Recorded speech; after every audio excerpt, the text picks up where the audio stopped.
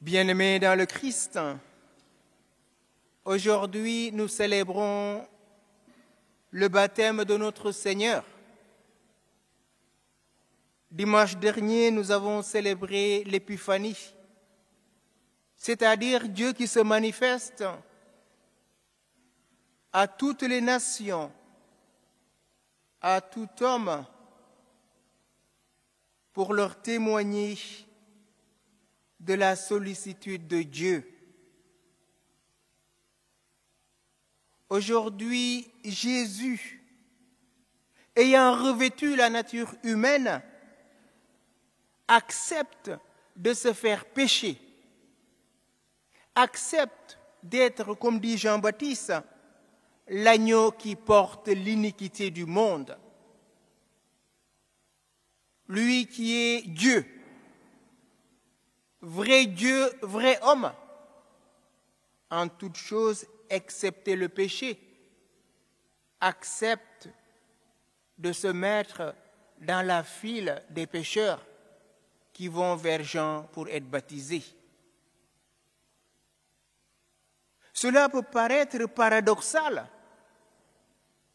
raison pour laquelle on entend Jean lui dire « C'est moi qui ai besoin d'être baptisé par toi ».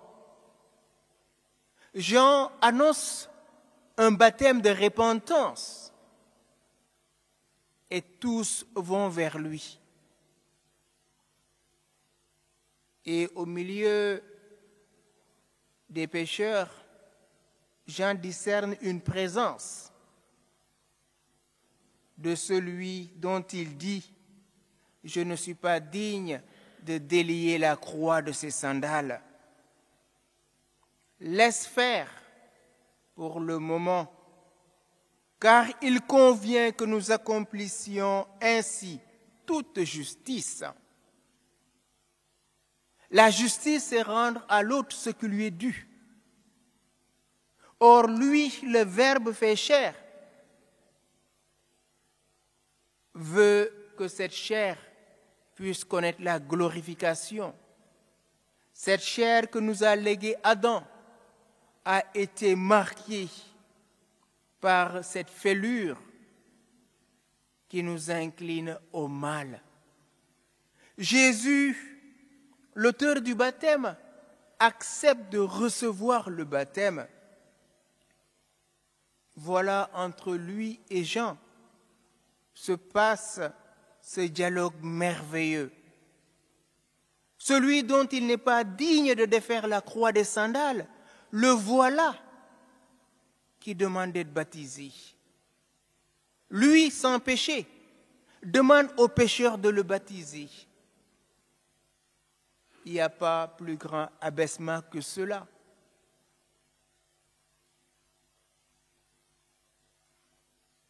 Venez, voici de l'eau.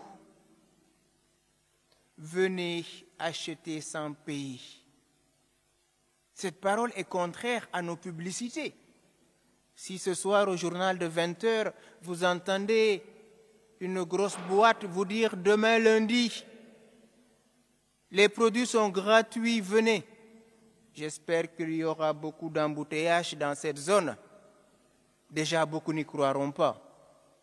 Mais Dieu, en nous disant, venez, voici de l'eau, vous qui avez soif, venez acheter sans payer, nous montre sa sollicitude paternelle, sa gratuité et sa gratitude à notre égard, parce que le salut ne se paye pas, le salut se reçoit. Qu'il vienne vers le Seigneur, que lui montrera sa miséricorde, nous rappelle le livre d'Isaïe que nous avons lu tout à l'heure en première lecture. Vers notre Dieu, qui est notre Dieu riche en miséricorde et en pardon. Jésus, en se mettant dans la file des pécheurs, accepte d'aller vers le Père dans cette confiance que le Père n'est que miséricorde et pardon.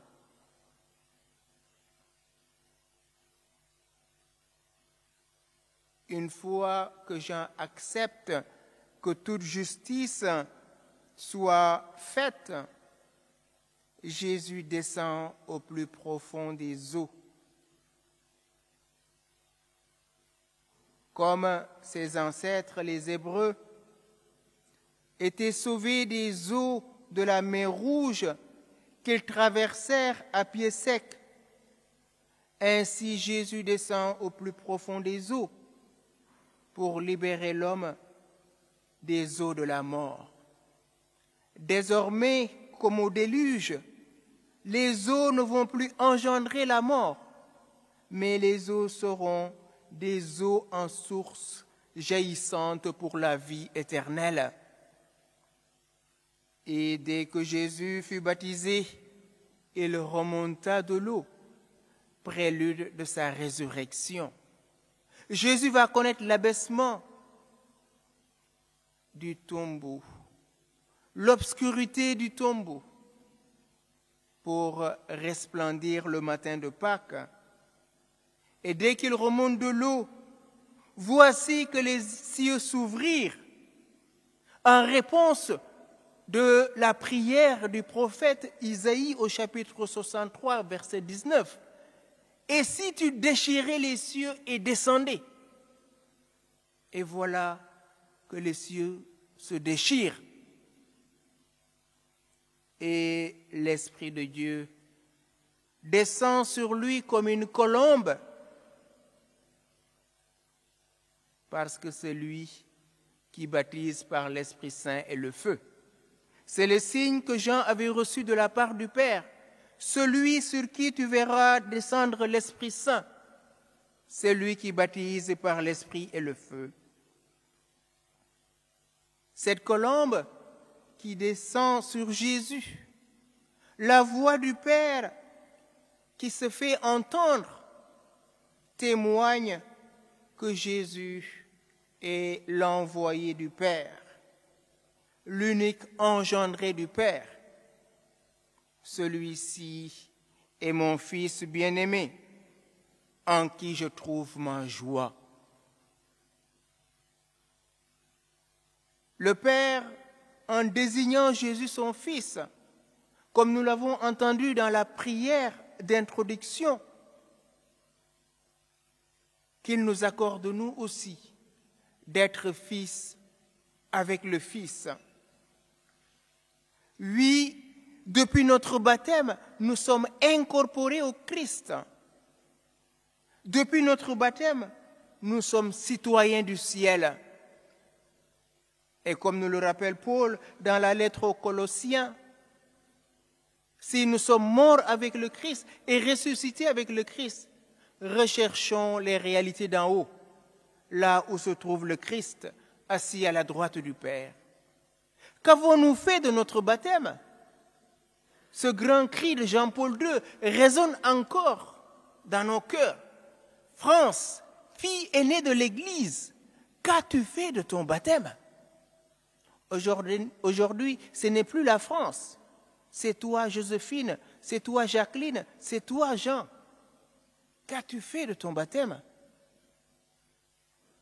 Peut-être on était des bébés. Peut-être on a reçu le baptême adulte. Mais est-ce que nous avions conscience que depuis ce jour, le Père a gravé dans notre âme son sceau? Aujourd'hui, tu es mon fils. Aujourd'hui, tu es ma fille. Cette parole du Père doit retentir dans notre cœur parce que cette filiation est éternelle. Nous sommes citoyens du ciel. Et Saint Pierre nous le rappelle dans sa première lettre, en parlant de ces eaux du déluge qui avaient anéanti l'humanité, dont 8 étaient sauvés, nous dit: cette eau était une figure du baptême, qui n'est pas la purification des souillures du corps, mais l'engagement d'une bonne conscience envers Dieu, et qui maintenant vous sauve, vous aussi, par la résurrection du Christ. Et donc, l'engagement envers Dieu d'une conscience droite,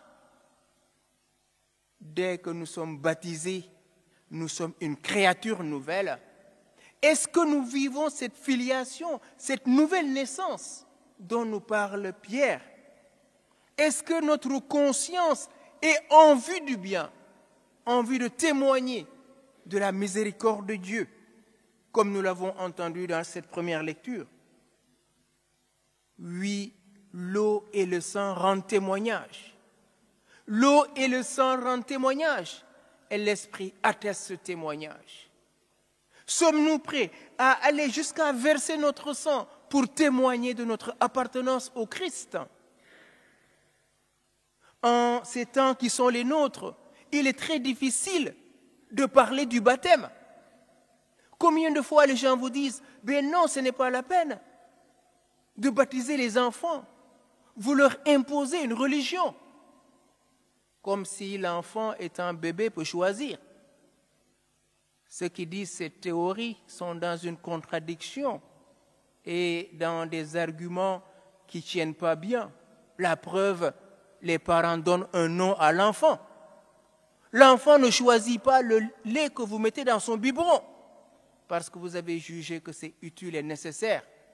Si vous attendez que l'enfant vous dise « Donnez-moi tel lait de biberon, j'espère que c'est au royaume des cieux qu'on entendra la réponse. » Oui, baptiser un enfant aujourd'hui, c'est vouloir que cet enfant soit incorporé dans le Christ et recevoir la filiation divine. Ce n'est pas de l'absurdité, ce n'est pas une violence, ce n'est pas violer les droits de l'enfant. Au contraire, c'est faire que cet enfant soit réellement enfant de Dieu. Parce que rappelez-vous, l'enfant est un don de Dieu. Les parents sont réceptacles de ce don et cet enfant est confié en leur responsabilité. C'est ce qu'a vécu Marie et Joseph à la naissance de l'enfant. Ils l'ont présenté au temple alors qu'il n'en avait pas besoin. Il est Dieu, mais rendez à Dieu ce qui est à Dieu. Et Marie et Joseph ont accompli la loi.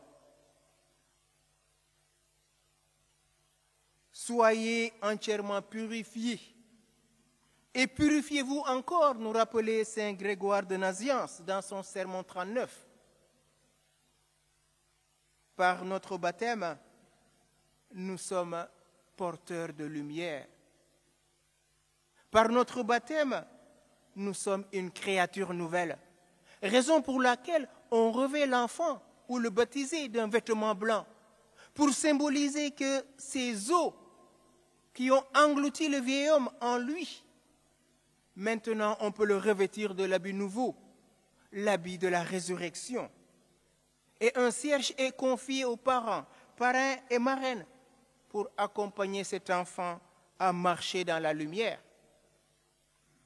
Aujourd'hui, combien de parents ont du mal à inscrire leurs enfants au catéchisme? Quand il grandira, il choisira. Quelle irresponsabilité! Comme baptisés, nous sommes porteurs de l'annonce de l'Évangile. Il me semble que c'est notre mission première, de porter cette flamme que nous avons reçue le jour de notre baptême jusqu'aux extrémités de la terre. Et saint Grégoire nous dit, comme les lumières parfaites, secondant la grande lumière, soyez initiés à la vie de lumière qui est au ciel. Soyez illuminés avec plus de clarté et d'éclat par la Sainte Trinité.